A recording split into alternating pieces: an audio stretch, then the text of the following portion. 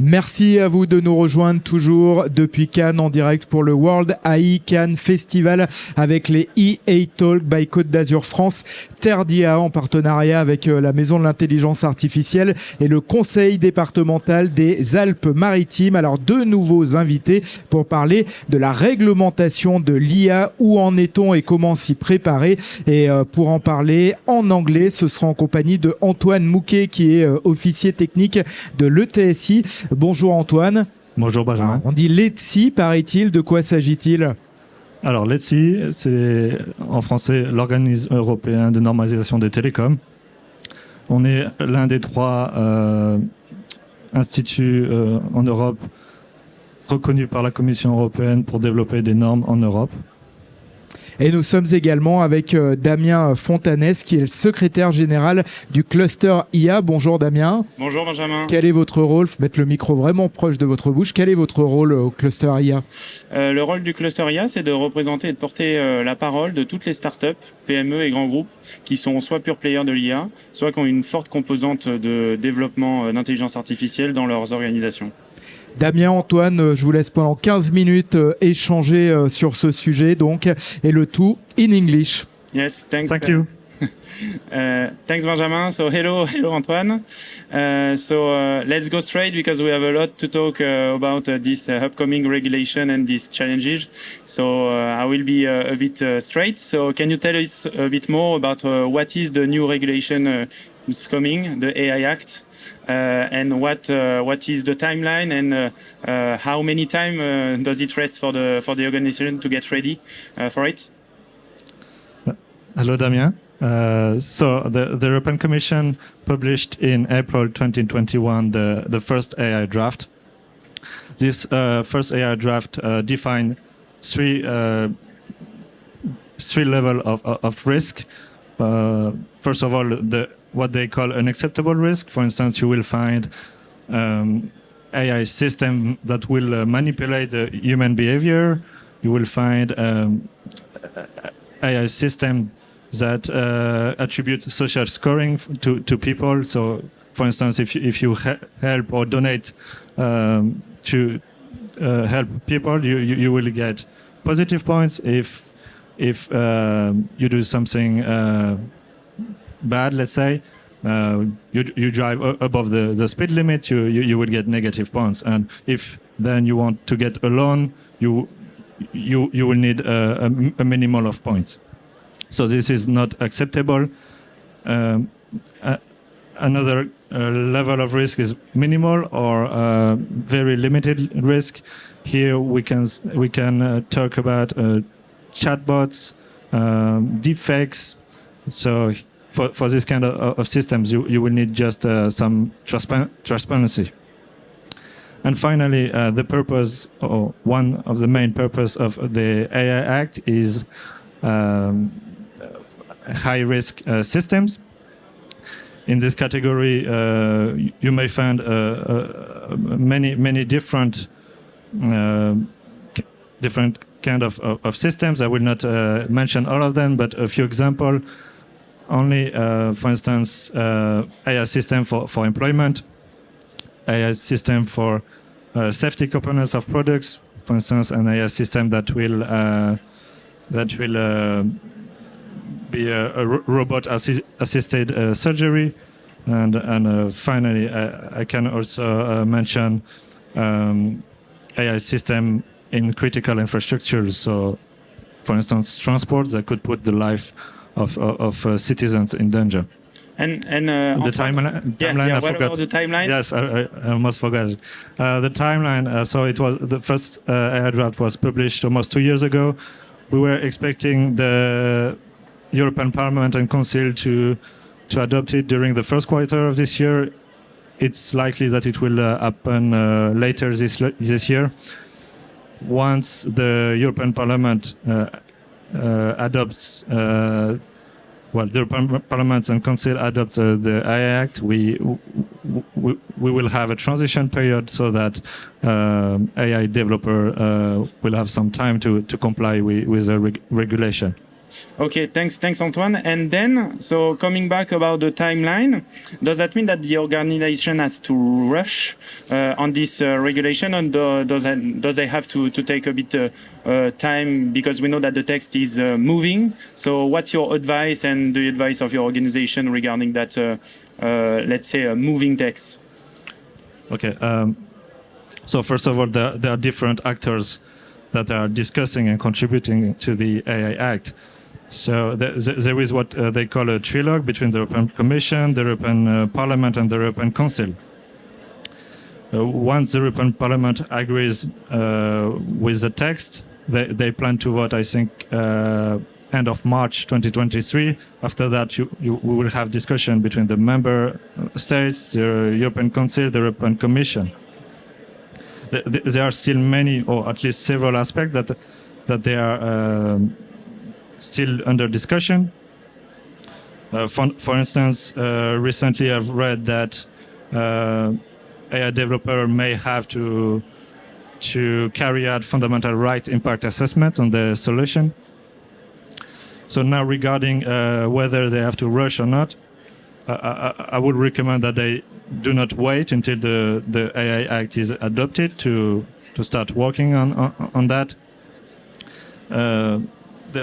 As I said, there are aspects that are still being discussed, but there are others that seem really stable. For instance, the transparency needed for AI systems. This is something that seems to be quite stable and that will be there at the end. The risk-based approach. This is something that I don't think has changed since it was published 2 years ago. AI developers may already work on developing technical documentation. They may also work on providing information to users. They will have in the future to carry out a conformity assessment, and harmonized standard will help for this purpose. Harmonized standards that do not exist yet, they will be developed once the regulation is adopted. Yeah. Okay, yes, thanks, Antoine. And then regarding the specific help that your organization can do, and what is actually the role of your organization to move forward the text, and maybe to try to help the community on that regard. Can you tell us more about how you can help and how you support, or maybe try to do your best to move forward the text on this context? Okay, so we do not contribute directly to the AI Act. This is a job of European Parliament, European Commission, and European Council.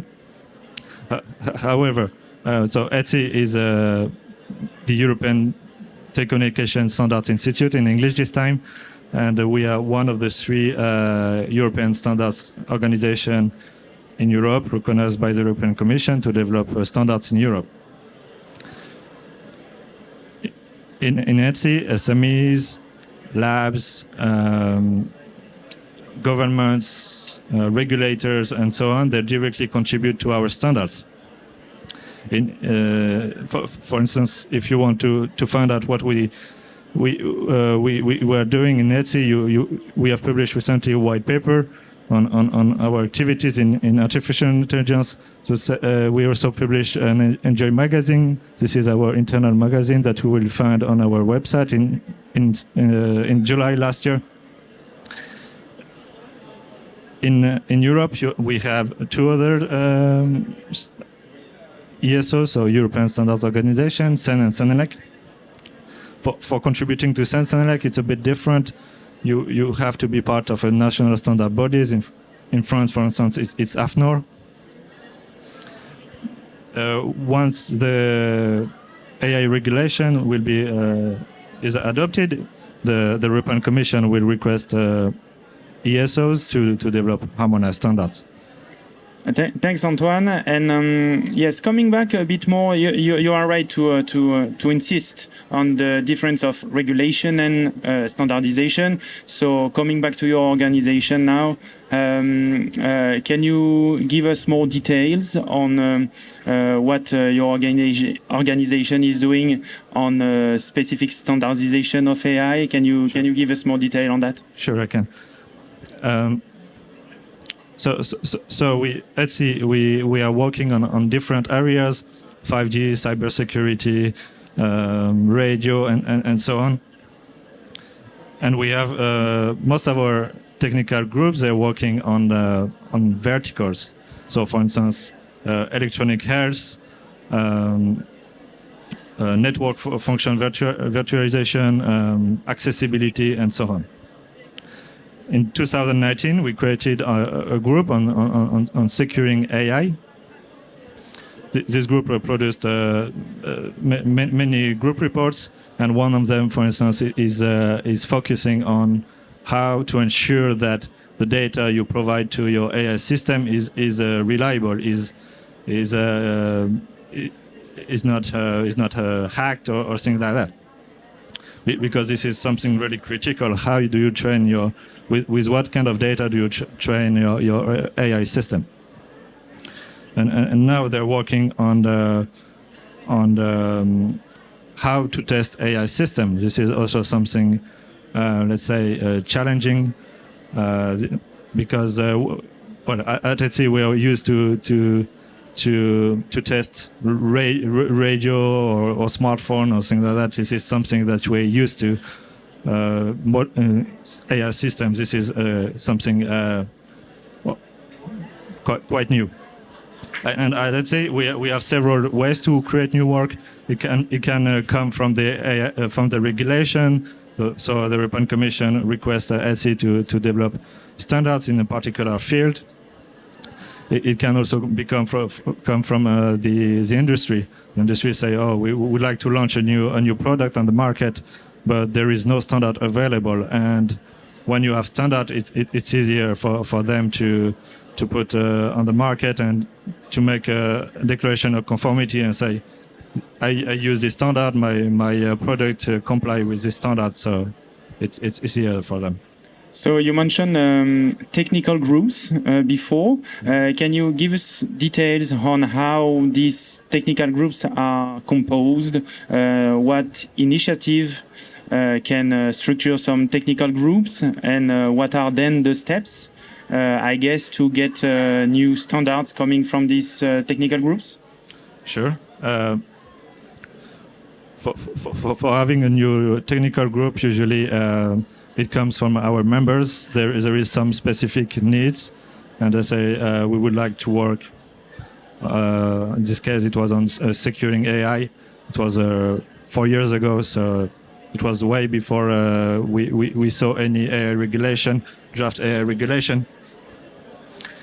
The step to produce standards here, I'm going to explain how we develop harmonized standard, which is the most complex kind of deliverable we have at ETSI. So first it starts with we need at least 4 ETSI members that support the work. Then any ETSI member may contribute to this work. Once they have agreed on the creation of this new work, the technical committee receive input from the different members. It can become from SMEs, labs, regulators, governments, and so on. And once the technical committee, I forgot to mention, the work is consensus based. Once they agree on the work, we send the standard to all the national standard bodies in Europe. It's even broader than the European Union. For instance, we have the UK part of it. They launch what they call a public inquiry, so anyone may contribute to the national standard bodies, say, "Oh, there is an issue with this standard." Once the national standard bodies they agree with the content of the standard, we publish it. We then send it to the European Commission. The European Commission assesses the standard, and if it fulfills all the criteria, they publish it in the official journal of the European Union. Once it's cited in the official journal of the European Union, it becomes part of the EU law. Well, thanks, Antoine. I think we are done. We are more detailed on how to contribute to create new standards, and we know more and now know how to help the communities to get ready for that regulation. Thanks, Antoine. Thank you, Damien.